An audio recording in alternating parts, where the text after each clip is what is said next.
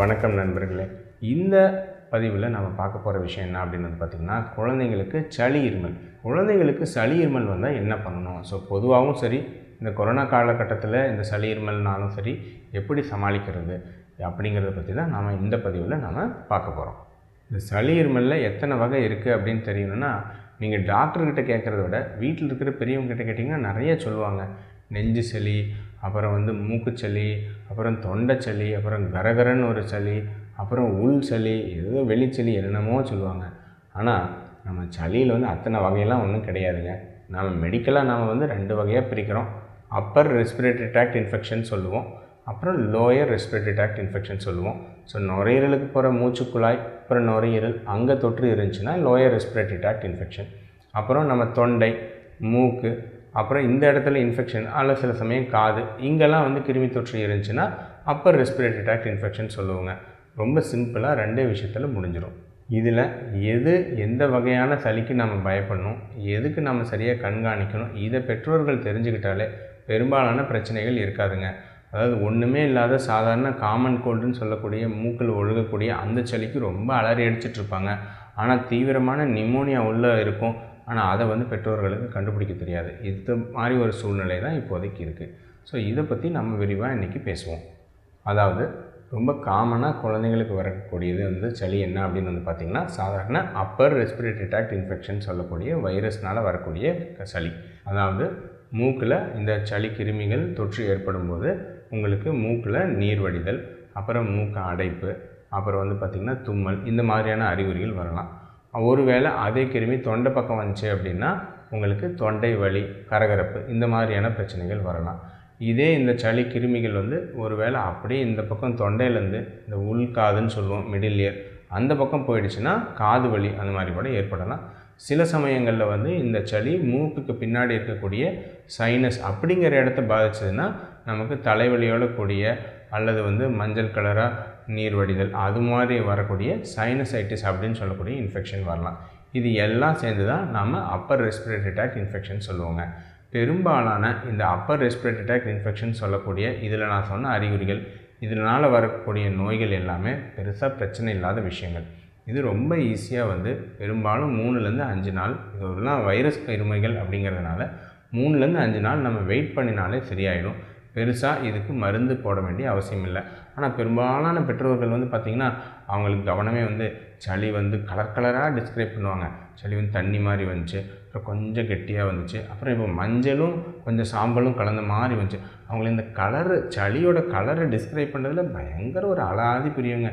நம்மக்கிட்ட ரொம்ப சூப்பராக ஃபோட்டோலாம் எடுத்து காமிப்பாங்க. சார் இந்த கலர்லேருந்து அப்படி போய் ட்ராவலாகி அப்படியே ஒரு மஞ்சளாகி பச்சையாகி வந்துச்சு அப்படின்னு சொல்லுவாங்க. ஆனால் உண்மையாக சொல்கிறேங்க, இதுக்கெல்லாம் எதுவும் அர்த்தமே கிடையாதுங்க. நம்ம இருமி துப்புற சளி வேணால் சில சமயம் இந்த நிமோனியா பெரியவங்களுக்கு வரும்போது கூட அது வச்சு சில அர்த்தம் இருக்குது. கலர், அந்த சளியோட கலரை வச்சு சரி இது அந்த கிருமி இந்த கிருமின்னு சொல்லுவோம். குழந்தைங்களுக்கெல்லாம் இந்த மூக்கில் ஒழுகக்கூடிய சளியோட 1ஆவது நாள், 2ஆவது நாள், 3ஆவது நாள் மாறிட்டே இருக்கும். அந்த கலரெல்லாம் எங்களுக்கு கொஞ்சம் கூட பிரயோஜனம் கிடையாதுங்க. அதை போட்டு மொக்க போடாதீங்க. கலர் கலராக ஏதோ படம் காமிக்க வேண்டாம். 2வது, நான் சொன்ன மாதிரி இந்த அப்பர் ரெஸ்பிரேட்டரி ட்ராக்ட் இன்ஃபெக்ஷன் சொல்லுது பெரும்பாலும் வைரஸ் அப்படிங்கிறதுனால இதுக்கு பெரும்பாலும் உங்களுக்கு ஆன்டிபயோட்டிக் மருந்துகள் தேவைப்படாது. இதிலே காது இன்ஃபெக்ஷன், ஆர்டைட்டிஸ் மீடியா அல்லது சைனசைட்டிஸ், அப்புறம் தொண்டை வலியிலேயே பார்த்திங்கன்னா பேக்டீரியல் தொண்டை வலின்னு இருக்குது. அது மருத்துவர் கரெக்டாக ஐடென்டிஃபை பண்ணுவார். அந்த மாதிரியான பிரச்சனைகள் இருந்தால் மட்டும்தான் உங்களுக்கு ஆன்டிபயோட்டிக் மருந்துகள் தேவை. மற்றபடி சளி கெட்டியாக இருக்குது, மஞ்சளாக இருக்குது, அப்புறம் பசை மாதிரி வருது, இதுக்கெல்லாம் எதுக்குமே பெரும்பாலும் ஆன்டிபயோட்டிக் மருந்துகள் தேவையில்லை. சும்மா வெயிட் பண்ணாவே சரியாயிடும். சளி மருந்தே கொடுக்கணுமான்னு கேட்டால் நான் ஒரு ரகசியம் சொல்கிறேன். எந்த சளி மருந்து இல்லாமையே கூட பெரும்பாலான சளி சரியாயிடுங்க. ஆனால் நம்ம பெரும்பாலும் கொஞ்சம் சளி மருந்துன்னு ஒன்று கொடுக்குறது எதுக்காகனா குழந்தையோட ஒரு கம்ஃபர்ட்காக. சரி கொஞ்சம் சளி ஒழுகிறது கொஞ்சம் குறைஞ்சதுன்னா கொஞ்சம் குழந்தை ரிலாக்ஸாக இருப்பாங்க. அப்புறம் ரொம்ப மூக்கடைப்பு இருந்துச்சுன்னா கஷ்டப்படுவாங்க இல்லையா, அதுக்காக மூக்கடைப்பு வராமல் இருக்கிறதுக்காகவும் நாம் சில மருந்துகள் மூக்கில் விடுற மாதிரி கொடுக்குறோம். இவ்வளோ தான் சளி மருந்தோட வேலை. மற்றபடி பெரும்பாலான சளி தானாக சரியாயிடும். தொண்டை வலி இருந்துச்சுன்னா கூட அடிஷனலாக கொஞ்சம் சுடுதண்ணியில் உப்பு போட்டு வாய் கொப்பளிக்கிறது, இந்த மாதிரி விஷயங்கள் இருந்தாவே இந்த பெரும்பாலான அப்பர் ரெஸ்பிரேட்டரி ட்ராக்ட் இன்ஃபெக்ஷன் சரியாயிடும். நான் சொன்ன மாதிரி இந்த சில சமயம் இந்த அப்பர் ரெஸ்பிரேட்டரி ட்ராக்ட் இன்ஃபெக்ஷன் ஒரு 5 நாள் 6 நாள் ஆகும்போது இருமல் வரும். ஆனால் இந்த இருமல் நுரையீரல்னால் வரக்கூடிய இருமல் கிடையாது. நம்ம ஊரில் இந்த நெஞ்சு சளி அப்படிங்கிறது ரொம்ப தப்பாக பயன்படுத்தப்படுதுங்க. எல்லாத்துக்கும் ஆகுனா நெஞ்சு சளின்னு அவங்களே முடிவு பண்ணிட்டு வந்துடுவாங்க. ஆனால் உண்மையான நெஞ்சு சளி அப்படிங்கிறது வேறு, அது நான் சொல்கிறேன். ஸோ பெரும்பாலான இந்த அப்பர் ரெஸ்பிரேட்டரி ட்ராக்ட் இன்ஃபெக்ஷனில் சளி குணமாகும் பொழுது தொண்டையோட வறட்சி காரணமாகவோ அல்லது இந்த மூக்கில் இந்த பக்கம் நீர் வடிகிறதுக்கு பதிலாக பின்பக்கமாக நீர் வடிகிறதுனாலையோ தொண்டை இரிட்டேஷன்னால் ஒரு வறட்டு இருமல் வருங்க. இதுதான் பெரும்பாலான சளியில் வரக்கூடிய இருமல். இதுவும் பெரும்பாலான இருமல் மருந்துகள்லாம் எதுவும் இல்லாமல் மிதமான சூடான தண்ணி அந்த மாதிரி ஏதாவது சின்ன சின்ன கைவைத்தியம் பண்ணாலே சரியாயிடும். ரொம்ப இருமல் இருந்தால் இந்த இருமலை கட்டுப்படுத்தக்கூடிய மருந்துகள் மருத்துவர்கிட்ட கேட்டு வாங்கிக்கலாம். இது பயப்பட வேண்டிய அவசியம் இல்லை. எப்போ பயப்படணும் அப்படின்னா, நம்ம கிருமிகள் பெரும்பாலும் இந்த லோயர் ரெஸ்பிரேட்டரி ட்ராக்ட் இன்ஃபெக்ஷன் சொல்லக்கூடிய நுரையீரல் அல்லது மூச்சுக்குழாயில் வரும்போது தான் பெரும்பாலும் பிரச்சனைகள் ஆரம்பிக்குங்க. ஸோ அங்கே தான் மேட்ரே இருக்குது. ஏன் அப்படின்னா, சளி நான் சொன்ன மாதிரி 90% பிரச்சனை இல்லை. ஆனால் ஒரு 5-10% டைம் நுரையீரலில் தொற்று ஏற்படுத்தும் பொழுது உங்களுக்கு உண்மையான நெஞ்சு சளி, அதாவது ஊரே நெஞ்சு சளின்னு சொல்கிறாங்க இல்லையா, அது நெஞ்சு சளியே கிடையாதுங்க. நான் என்ன சொல்கிறேன் அப்படின்னா, நிமோனியா அப்படின்னு சொல்லுவோம். அதுதான் உண்மையான நெஞ்சுச்சளி. இந்த நிமோனியா நெஞ்சுச்சளி வரும்பொழுது மட்டும்தான் உங்களுக்கு குழந்தைக்கு உடனடியாக நம்ம கவனம் எடுக்கலை, சிகிச்சை பண்ணலை அப்படின்னா அது ரொம்ப தீவிரமாக பாதிப்படைஞ்சு பிரச்சனை ஆகிறதுக்கு வாய்ப்பு இருக்குது. பெரும்பாலும் நம்ம ஊரில் பார்த்திங்கன்னா சளியில் குழந்தைங்க சீரியஸ் ஆகிறது இந்த நிமோனியா தொற்றுனால தாங்க. ஸோ இப்போ இந்த நிமோனியா தொற்று இருக்கா இல்லையா அப்படிங்கிறது எப்படி கண்டுபிடிக்கிறது? அது சாதா சளியா நிமோனியா சளியா எப்படி கண்டுபிடிக்கிறது? ஸோ மருத்துவர்கிட்ட போகிறதுக்கு முன்னாடி நீங்களே சில விஷயங்களை பார்க்கும்பொழுது ரொம்ப எளிதாக கண்டுபிடிக்கலாங்க. அது என்னன்னு நான் சொல்கிறேன். ஒரு குழந்தை இருக்காங்க அப்படின்னா முக்கியமான விஷயம், குழந்தைக்கு சளி பிடிக்கும்போது நீங்கள் வீட்டில் பார்க்க வேண்டிய விஷயம் ஒரு 3 நாளுது. என்ன அப்படின்னா, முதல்ல மூச்சு விடுறதுக்கான வேகம் பார்க்கணும். ஸோ குழந்தை தூங்கிட்டு இருக்கும்போது ஒரு நிமிஷத்துக்கு எத்தனை வாட்டி மூச்சு விடுறாங்க அப்படின்னு பொறுமையாக எண்ணணும்.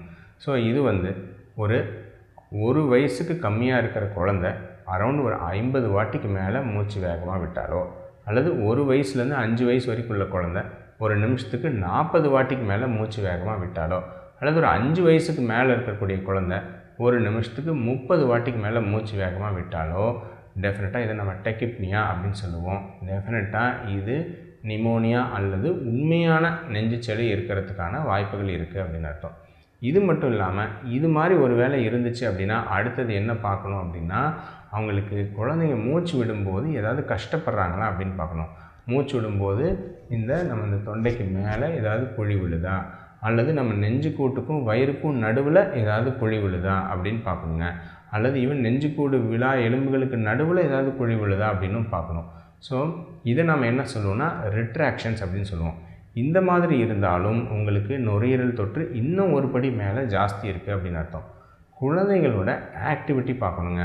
குழந்தைங்க நார்மலாக இருக்காங்களா, சிரிக்கிறாங்களா, விளையாடுறாங்களா, அல்லது எதை பற்றியுமே கண்டுக்காமல் ரொம்ப சோர்வாக கஷ்டப்பட்டு ஓரமாக படுத்துட்ருக்காங்களா, அந்த மாதிரி இருந்தாலும் அது ஒரு தீவிர நெஞ்சுச்சளியோட அறிகுறியாக இருக்கிறதுக்கு வாய்ப்பு இருக்குது. 4வது, குழந்தையோட மூச்சுக்குழாயிலேருந்து வித்தியாசமான சப்தங்கள் வருதான்னு பார்க்கணும். இந்த சப்தம்னோடனே எல்லாரும் பெருசாக சொல்கிறது பார்த்திங்கன்னா, சொல்ல கரகரன்னு ஒரு சத்தம் வருது சார் அப்படின்னு சொல்லுவாங்க. இது சிம்பிள் மூக்கடைப்பினால் வரக்கூடிய சப்தமுங்க. இது நீங்கள் கவலைப்பட வேண்டிய அவசியமே கிடையாது. பெரும்பாலான குழந்தைங்களுக்கு இது வரும். நான் சொன்ன அந்த மூச்சு வேகமாக வாங்குறதோ திணறலோ எதுவும் இருக்காது. இது கவலைப்பட வேண்டிய அவசியம் இல்லை. ஆனால் இந்த மாதிரி இல்லாமல் இப்போ நான் சில சப்தங்கள் போட்டு காமிக்கிறேன் பாருங்கள். இந்த மாதிரி இருந்தால்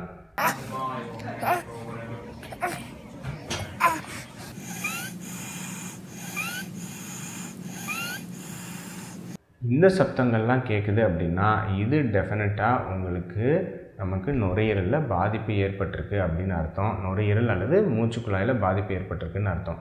ஸோ இதெல்லாம் இருந்தாலும் உடனடியாக மருத்துவர்கிட்ட கூட்டு போகணும். ஸோ நான் என்னென்ன சொன்னேன், குழந்தையோட ஆக்டிவிட்டி, அப்புறம் எவ்வளோ வாட்டி மூச்சு விடுறாங்க, மூச்சு விடும்போது அவங்க ஏதாவது கஷ்டப்படுறாங்களா, 4வது வித்தியாசமான சப்தங்கள்.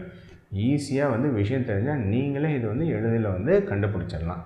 ஸோ இதனால் மனசில் வச்சுக்கிட்டாலே குழந்தைங்களோட இந்த சளி இருமல் தீவிர முற்றி போய் ஒரு நிமோனியாவாக போகுதா இல்லையாங்கிறத ரொம்ப எளிதாக கண்டுபிடிச்சிடலாம்.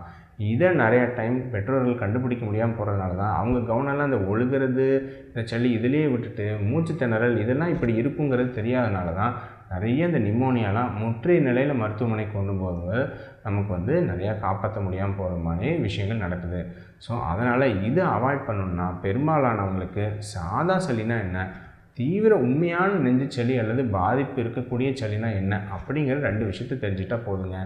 இப்போ நான் சொன்ன அனைத்து விஷயங்களும் கொரோனா வைரஸ் தொற்றுக்கும் பொருந்தும். ஏன்னா சாதா சளி இருமலாக இருக்குதுன்னா அது ஒன்றும் பிரச்சனை இல்லை. பட் ஏன்னா குழந்தைங்களுக்கு பெரும்பாலும் கோவிட் அப்படி தான் இருக்குது. ஆனால் இதே மூச்சு வாங்குறாங்க இல்லை இந்த மாதிரி பிரச்சனை இருக்குன்னா டெஃபினட்டாக அது நுரையீரலை பாதிக்குன்னு அர்த்தம். ஏதோ ஒரு நல்ல விஷயமா இது வரைக்கும் அந்த அளவுக்கு குழந்தைங்களுக்கு கோவிட் நிமோனியா வரதில்லை, நல்ல விஷயம். அப்படியே இருந்துட்டால் சந்தோஷம். அப்படி ஒரு வேளை பரவது கிருமி அப்படின்னாலும் இந்த அறிகுறிகளில் நீங்கள் கவனத்தில் வச்சுக்கிட்டீங்க அப்படின்னா ரொம்ப ஈஸியாக பிக்கப் பண்ணி ஆரம்ப நிலையிலே மருத்துவர்கிட்ட போய் நாம் சிகிச்சை எடுத்துக்க முடியும். ஸோ இந்த மாதிரியான பிரச்சனைகள் இருக்குன்னா மருத்துவர் பார்த்துட்டு தேவைப்பட்டால் ஒரு குறிப்பிட்ட பிரச்சனைகள் இருந்தால் அதுக்கு ஆன்டிபயோட்டிக் மருந்துகளும் தேவையான மருந்துகளும் கொடுப்பாங்க. தொந்தரவு ஜாஸ்தி இருந்தால் மருத்துவமனை அட்மிட் பண்ணி அதுக்கான மருந்துகள் கொடுப்பாங்க. பெரும்பாலும் சளி இருமல் காய்ச்சல் தானாகவே சரியாக போயிடும், பிரச்சனையே கிடையாது. இது நீங்கள் கஷாயம், சூரணம், லேகியம் என்ன சாப்பிட்டாலும் சரியாயிடும். ஆனால் இந்த 100ல் 10% இந்த தீவிர நெஞ்சுச்சளியை கண்டுபிடிக்கிறதுக்காக மட்டும்தான் நீங்கள் மருத்துவர்கிட்ட போகிறீங்கிறத ஞாபகம் வச்சுக்கோங்க. ஏன்னா 90% சளி தானாகவே ஒன்றும் பண்ணலனாலும் சரியாயிடுங்க.